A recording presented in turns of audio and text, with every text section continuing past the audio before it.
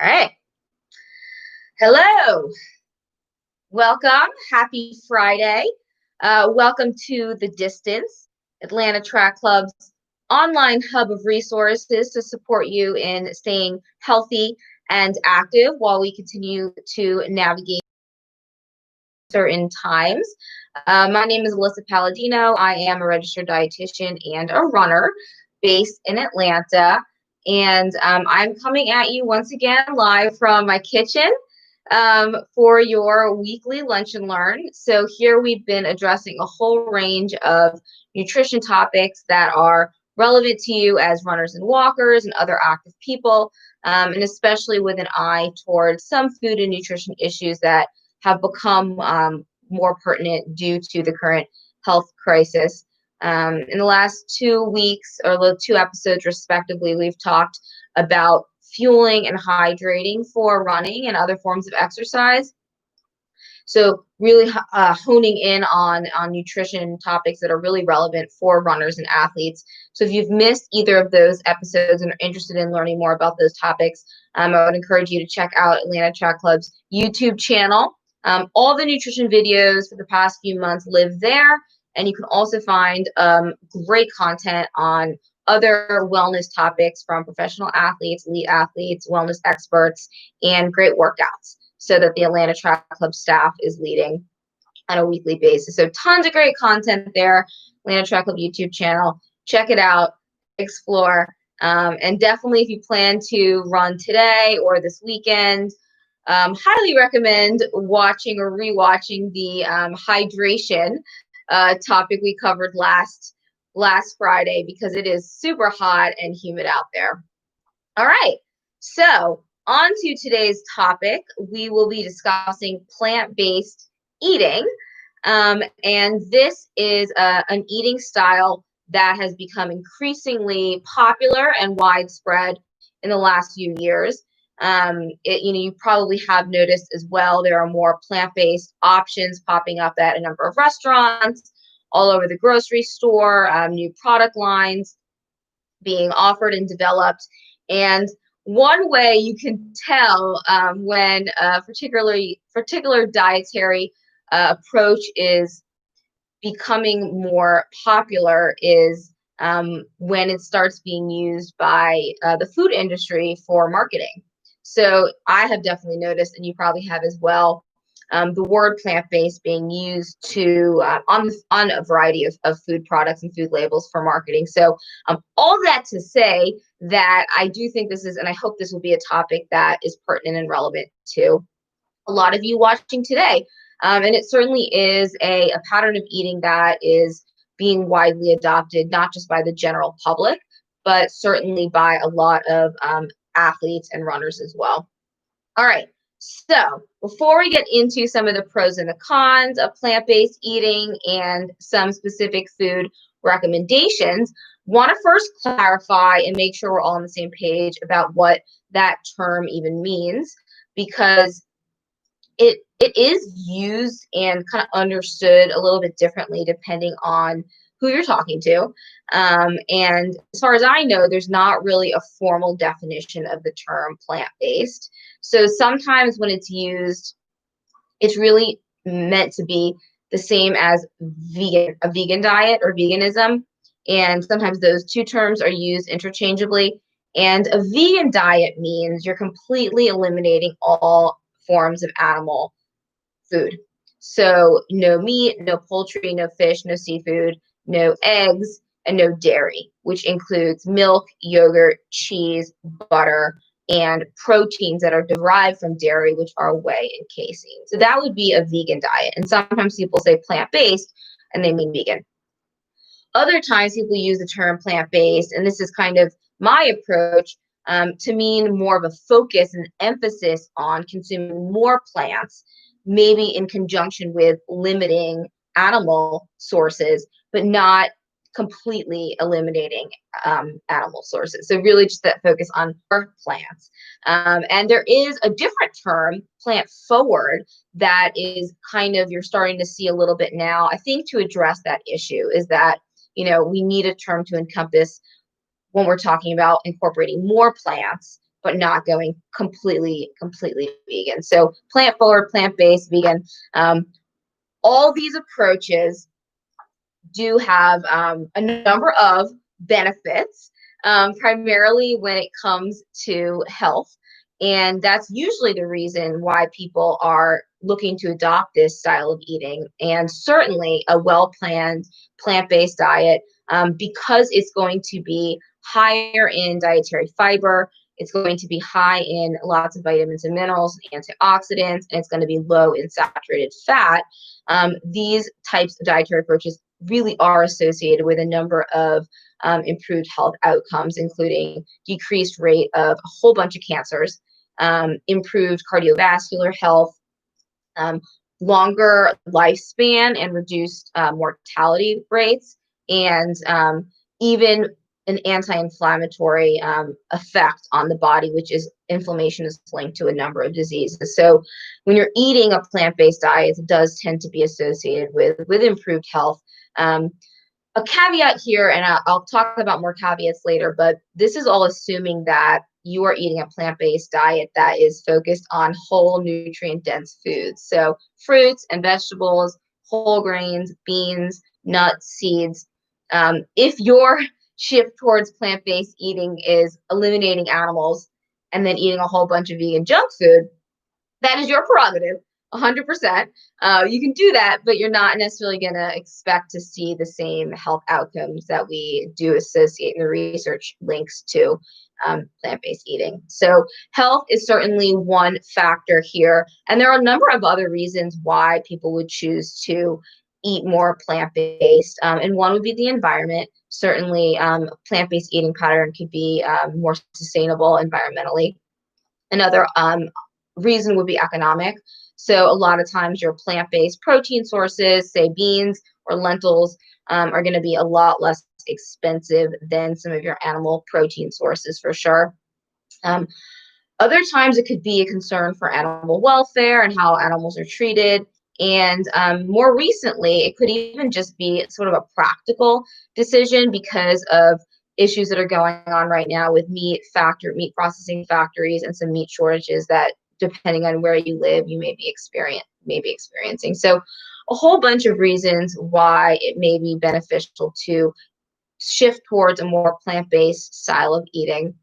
But like I mentioned, there are some caveats. And the first thing that I would kind of say in this category is that when it comes to nutrition, a balanced approach tends to be more helpful than a really extreme approach. And so when it comes to plant-based eating, I would argue that eating more plants we know is beneficial, but it doesn't necessarily have to mean completely eliminating animal foods to reap those benefits.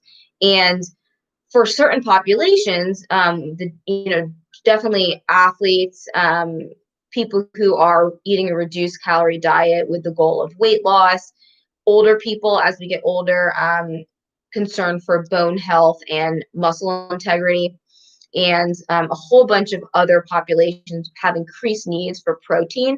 And not that you can't get protein from a plant-based diet, you absolutely can, but it's sometimes easier and more efficient to get it from eating some animal-based protein sources as well. So having a combination of plants and animal protein sources might be an approach that works really well for a lot of people. So it doesn't have to be one or the other. And so on that note, I would caution you about where you get your nutrition information from, because a lot of times when we are getting nutrition information from the media, it tends to be extreme, right? And so in particular, I'm thinking about some documentaries that have become really popular the last few years on Netflix, and probably other channels have their own versions of this, but they present a really one-sided approach in favor of plant-based eating or veganism. And I just would urge you all to remember that documentaries have an agenda.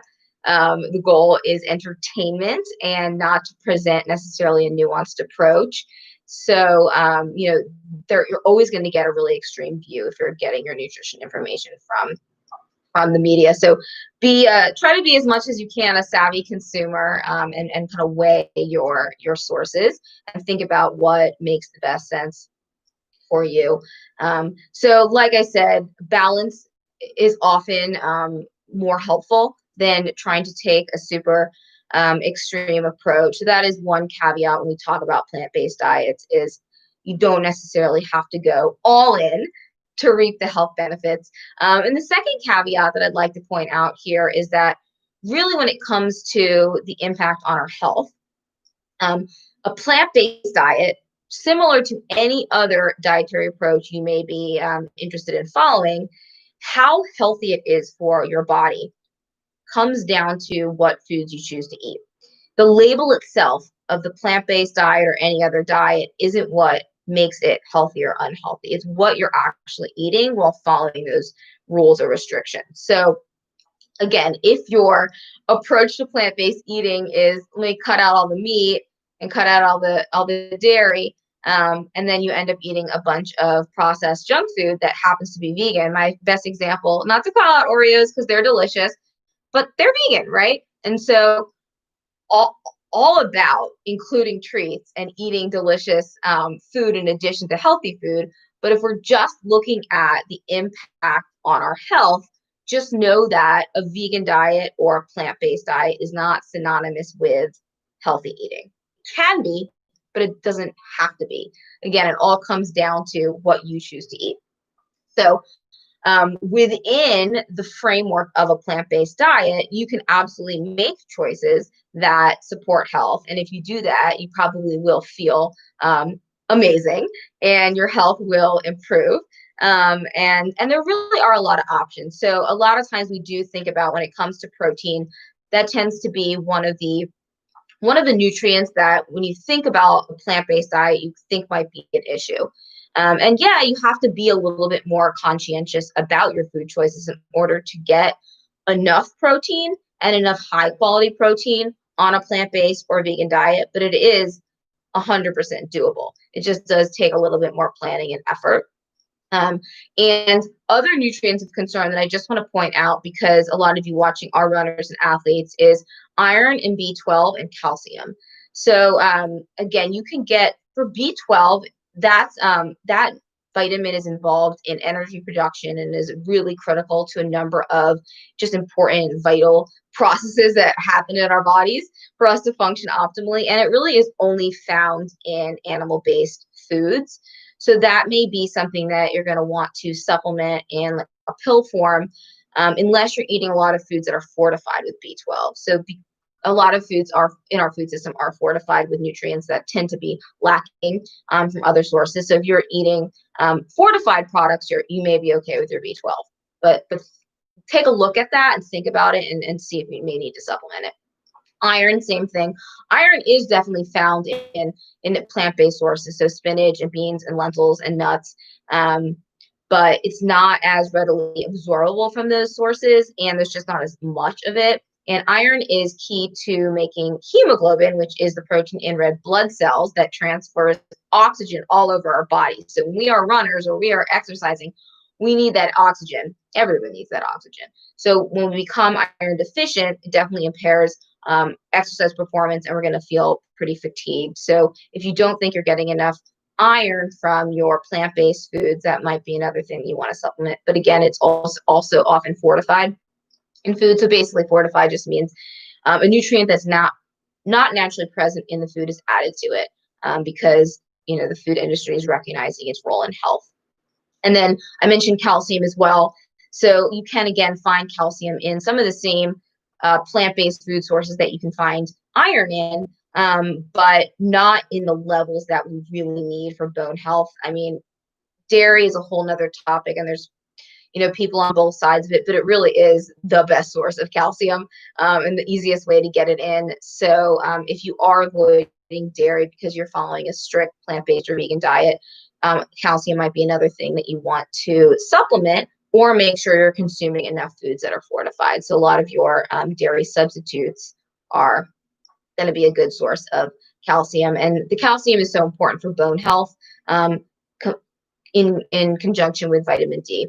So we really want to make sure we have strong bones now and in the future. So getting in that calcium sources. Okay, so B12, iron, calcium, not that we can't get them on a plant-based diet, we just have to pay a little bit more attention. And same thing for protein. So that's where I really kind of want to focus in on today, because protein plays such a critical role for all of us, and definitely as athletes. We know it plays a really important role in recovery after a bout of exercise. Eating protein at regular intervals throughout the day is really important for maintaining lean muscle mass, which naturally declines with age, starting at around the age 30, and is one of the biggest drivers of that slowing metabolism and increase in body fat that we see. So getting that protein in can help offset that muscle loss. Protein also helps with hunger regulation. Again, if we're eating it every few hours, we're much more likely to have stable hunger levels and not experience that throughout the day, and just kind of have better eating habits overall. And it can even help regulate blood sugar when we're eating protein with the other macronutrients, carbohydrates, and fat.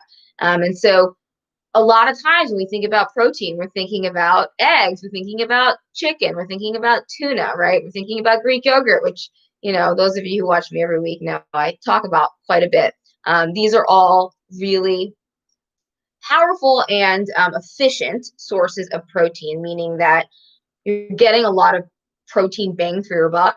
One little container of Greek yogurt, like 5 or 6 ounce container, you're getting like 20 grams of high quality protein that is very well absorbed and is a complete protein. So what I mean by that is complete protein has all the amino acids in the right amount and the right ratios that our bodies can use to then build muscles, tissues, organs, cells, everything in our body that's made up of protein, which is like everything.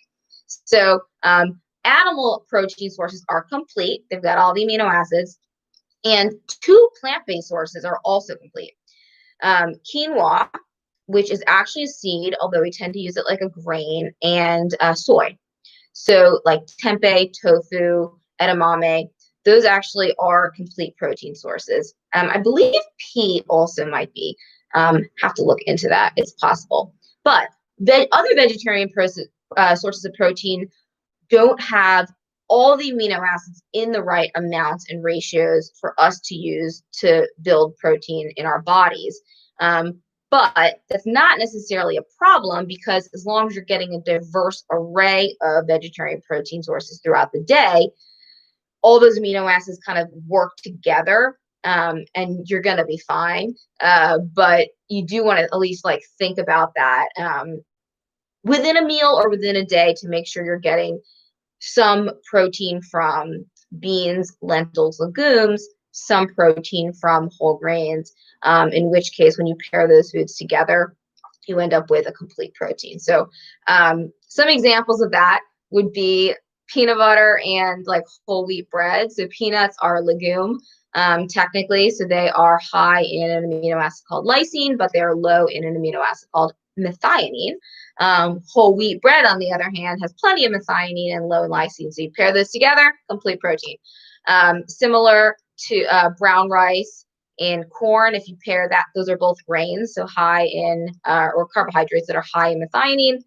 Pair it with beans, black beans, and you're going to get your lysine, complete protein. So some things that you might be doing already are giving you all the amino acids you need. So again, very doable on a plant-based diet to get all the protein you need. You just have to think about it a little bit more and make sure you're doing it. Protein at breakfast, protein at lunch, protein at dinner, protein at your snacks, all day long, every day. All right, so let's get a little specific. Anyone who's live today that wants to chime in and share either their experiences shifting towards a more plant-based diet or some of their favorite plant-based food sources, feel free to chime in. But I will share with you some plant-based vegan foods that are great sources of protein, as well as a number of other nutrients. And for the sake of today, I'm really just focusing on whole foods.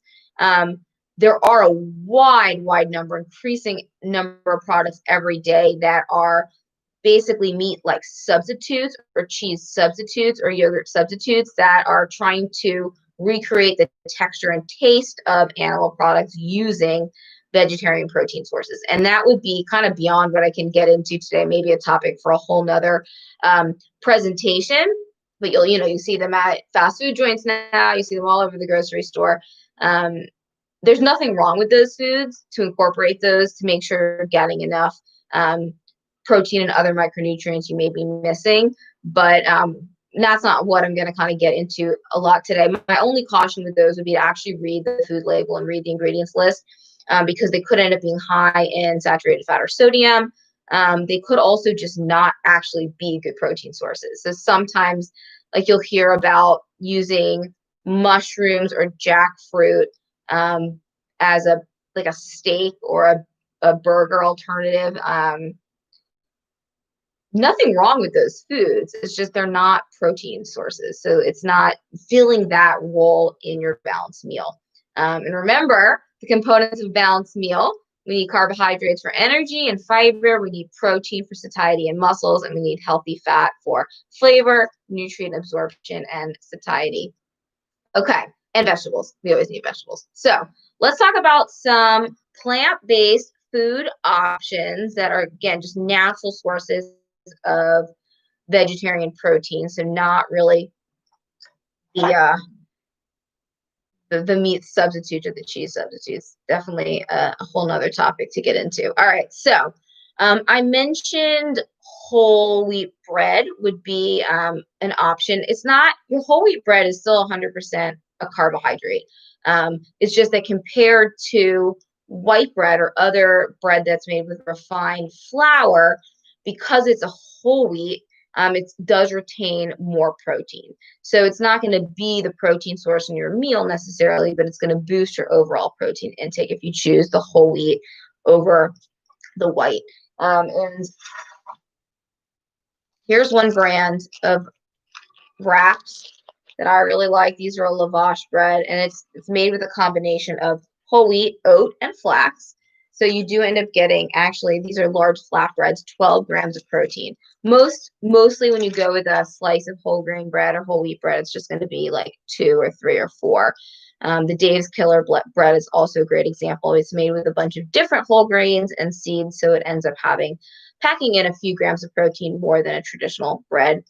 Same thing if you choose whole wheat pasta over white pasta.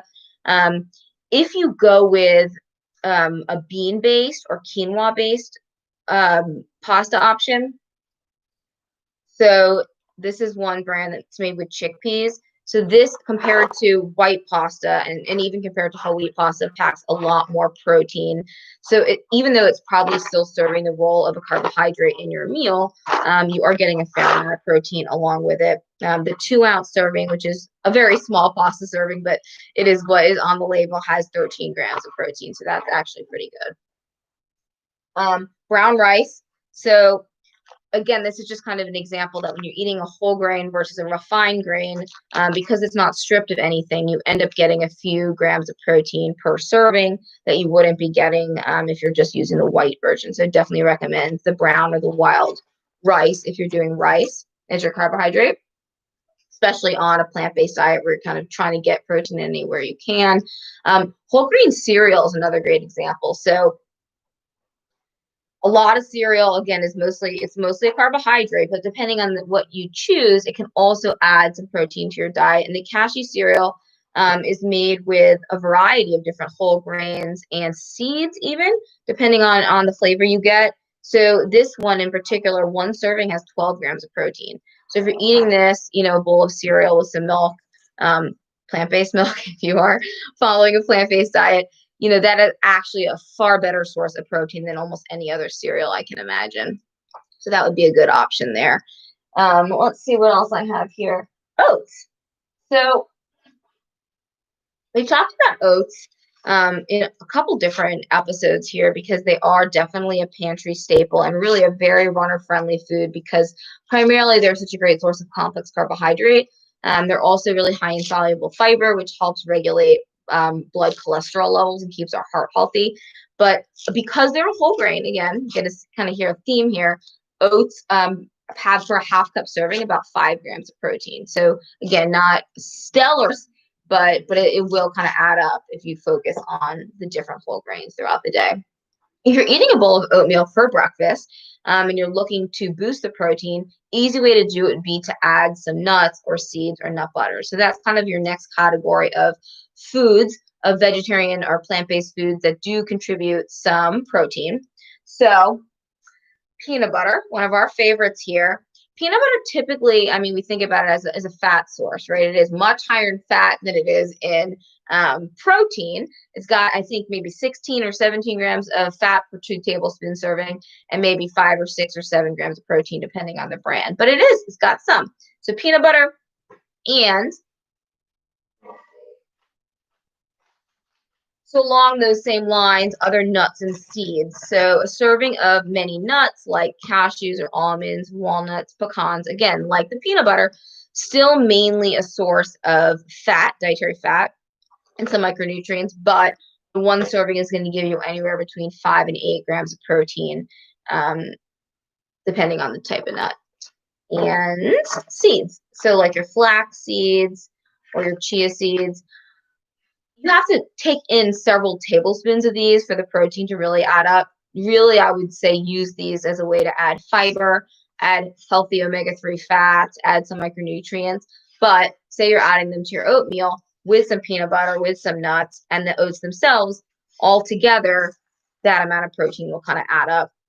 And then beans, lentils, and legumes. I can't stress this enough. Regardless of what kind of style of eating pattern you decide you want to follow, just make sure you're stocking up on beans. They're so inexpensive. There's no saturated fats. They're great for your heart. You've got lots of dietary fiber, which is so important for heart health and regularity and blood sugar control and feeling full. Love the fiber. And you're getting a good 6 to 8 grams of protein per half cup serving, and they're going to last forever in your pantry. So chickpeas, black beans, kidney beans, cannellini beans, red beans, navy beans, they're all good. Lentils too. Note on soy. So, like I mentioned, soy is one of the few vegetarian sources of a complete protein. Tofu is a great example. Soybeans, edamame, are a great example. These are unprocessed, minimally processed soy products, so really great for us. And there is sometimes a concern about the phytoestrogens in soy, possibly raising estrogen levels and contributing to hormone imbalances in men or cancer rates in women. And there really isn't evidence that suggests that that's the case. And actually, research tends to support diets that include unprocessed soy being linked to lower rates of cancer. So I would say if you like tofu, if you like edamame, to eat those, as well as tempeh, which is fermented soy. So you're getting all the protein as well as the benefits of fermented foods, which are probiotic. So that good gut bacteria that we talked about a few weeks ago. The other, like I mentioned, the other complete plant-based source of protein is quinoa. So that's a good one to use. It is a seed, not a grain. And then finally, I wanted to address 2 things. So milks. Dairy milk is, again, a great source of calcium. It's also a great source of protein. Most milk substitutes have 0 to 1 gram of protein. So almond milk, cashew milk, coconut milk, oat milk, rice milk. These are not great protein sources unless they're fortified. So a lot of times now, like